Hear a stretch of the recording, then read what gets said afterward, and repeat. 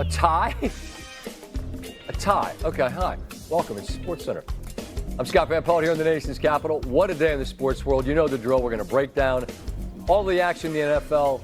A very nearly comeback for the ages in the Ryder Cup. Final day of the baseball season as well as WNBA playoffs. Lots going on. Best thing I saw today, this is actually a play that almost always works. It's a version of the Philly special the Saints are running, and it's open, except it's not. The second-year draft pick out of Utah, Cole Bishop, makes an incredible play. Olave thought he had Rattler for a touchdown. Amazing job diagnosing it, and then with one hand reaching up to snatch away the pick. Buffalo got the win. We'll show you those highlights in a bit. So the Sunday night game, the headline was Micah Parsons returns to Dallas. We all understand what comes with that. Of course, played for the team, wanted to trade, got it, and he's going to have to chase around his guy. Jerry Jones says it's kind of difficult to see this. All right, it's 7-0 Green Bay. Check that, 14-0. Jordan Love, Romeo Doubs, 2 touchdowns, and Doubs had both of them. Extra point blocked, and Marquise Bell's got it. And so instead of 14-0, it's 13-2. As it turned out, those points for Dallas and the 1 point that Green Bay did not get, significant all around. Before the end of the half, this is a remarkable play. In real time, you're thinking, did George Pickens make that catch? Somehow he does. Somehow he gets 2 feet in and is just shy of the goal line. CD with that high ankle sprain is reduced to the role of cheerleader, but he was cheering and he'd have more to cheer as Dak, they spread it out, and that's a big man. He's in, it's 13-9. Ensuing Packer drive. Are you really going to get aggressive? Whoa, that would come back to haunt as Love is stripped by James Houston. This is the triple crown, right? The strip and the pounce. And it takes exactly 3 seconds for number 3 to get 6 again. In the blink of an eye, Dallas now leads 16-13.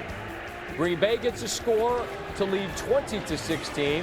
Devontae Williams, big run, and you see Parsons, who we know is battling the back issues, lands hard on his lower back, headed to the sidelines, and it was sort of a back-and-forth battle to get onto the field for Parsons from there. A minute to go in the third, under a minute, I should say, and there's Jake Ferguson. Touchdown, Dallas. Parsons frustrated to be watching from the sideline. Fourth quarter, the wheels come off entirely of this game. It is just 23-20. Check that. Josh Jacobs into the end zone. Packers back in front, 27-23. Cowboys trying to answer. Prescott to Pickens. The drive continues. That was a 4th and 2. Pickens had 8 grabs for 134. Williams into the end zone. Dallas back in front. Shades of that Giants game. How many lead changes will we have? Dallas right back at you. That's Doubs from Love. 3rd and 10. Field goal would tie it. Who the hell wants a field goal? Not us. There's Doubs with his 3rd touchdown of the night. Packers back in front, 34-30. Dallas looking to answer. This Packers defense, remember how great they looked the first 2 weeks against Detroit and Washington? They can't tackle anybody. Pickens is in again. In the blink of an eye, it's Dallas back in front. So now Green Bay, with all 3 timeouts, they don't even need to take a timeout as Love checks it down to Josh Jacobs. They're approaching field goal range. Another completion here. That's to Malik Heath. And they bring out Brandon McManus. And we've been desensitized to the fact that this is a 53-yarder and it's like a video game. It's dead center, right on the middle of the crossbar from 53. We're tied at 37 in overtime.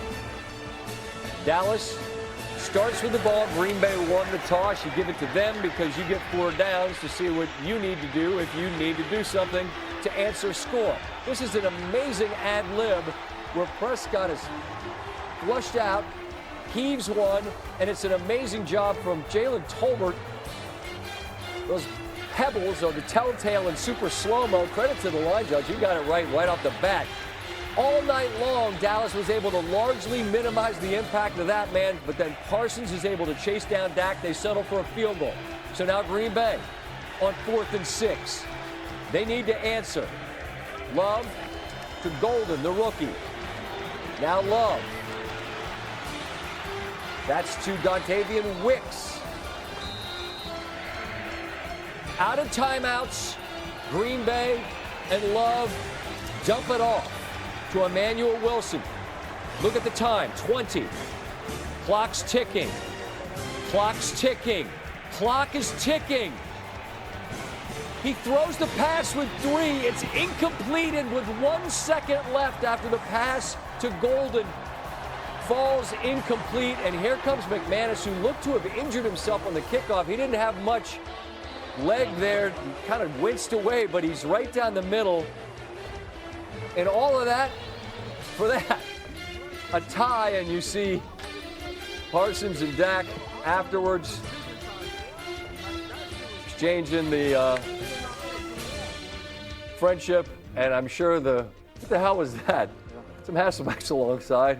I don't know, dude. We had a tape for a. Go ahead. You know what struck me in the highlight is, I almost kind of feel like LaFleur's lucky he didn't coach them out of a tie.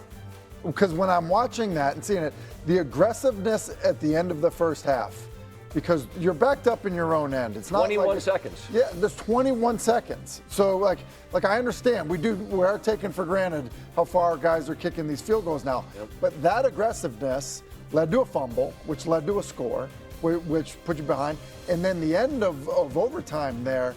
That's in when you think about that, we're in an era where it's coach to quarterback communication, where you're talking to the guy. The end of the game is inexplicable that would happen. So it's crazy. It's a tie. Green Bay should actually be thankful that they tied the football game when you just look at those 2 decisions alone.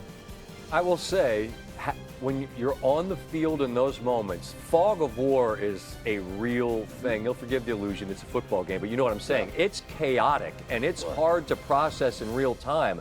But if that ball bounces, and Mike Tirico made the great point, if it gets deflected and flies up in the air, the clock runs out. Yeah, and that's the point I'm making. So the coach to quarterback headset does not go out until about 15 seconds on the play clock. Well, the play clock's not a factor because they're hurrying up. If he ad-libs even a little bit. Yeah, and so that should be coming from the sideline, which is, okay, we're taking a shot, but the ball has to come out quick. It's got to be communicated. And to me, it looked like Jordan Love had no idea that there was urgency in that moment.